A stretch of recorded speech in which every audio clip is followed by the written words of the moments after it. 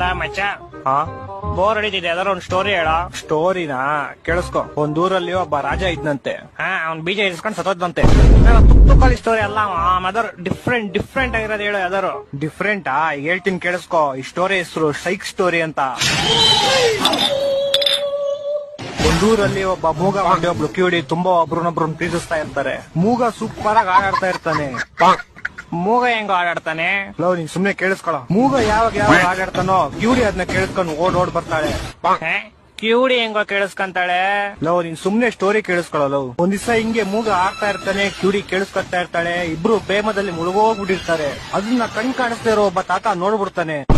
ನೋಡಿ ಓಡೋಗಿ ಹುಡುಗಿಯವ್ರ ಅಪ್ಪಂಗ್ ವಿಷಯ ಹೇಳ್ತಾನೆ. ಪಾಪ ಆಕ್ಸಿಡೆಂಟ್ ಇಂದ 2 ಕಾಲು ಕಳ್ಕೊಂಡಿರೋ ಹುಡುಗಿಯವರಪ್ಪ ವೀಲ್ ಚೇರ್ ಇಂದ ಎದ್ದು ಸೈಕಲ್ ತಗೊಂಡು ಗಾಡಿ ಕಿಕ್ ಹೊಡ್ದು ಕುದುರೆ ಮೇಲೆ ಟುಡುಕ್ ಟುಡುಕ್ ಟುಡುಕ್ ಅಂತ ಅವ್ರಿರೋ ಪ್ಲೇಸ್ ಬರ್ತಾನೆ. ಅವ್ರಿಬ್ರು ಒಟ್ಟಿಗೆ ಇರೋದ್ ನೋಡಿ ಕೋಪದಿಂದ ಚಾಕು ತೆಗ್ದು ಡಿಶ್ಯಾ ಅಂತ ಶೂಟ್ ಮಾಡ್ತಾನೆ. ಆಗ ಬಿಲ್ಲು ಬಾಣ ಹೋಗ್ಬಿಟ್ಟು ಹುಡುಗನ್ ಎದೆಗ್ ಬಿದ್ಬಿಡುತ್ತೆ. ಹುಡುಗಿ ಸತ್ತೋಯ್ತಾಳೆ. ಒಂದ್ ಸ್ವಲ್ಪ ಕರುಣೆ ಇರ್ಲಿ.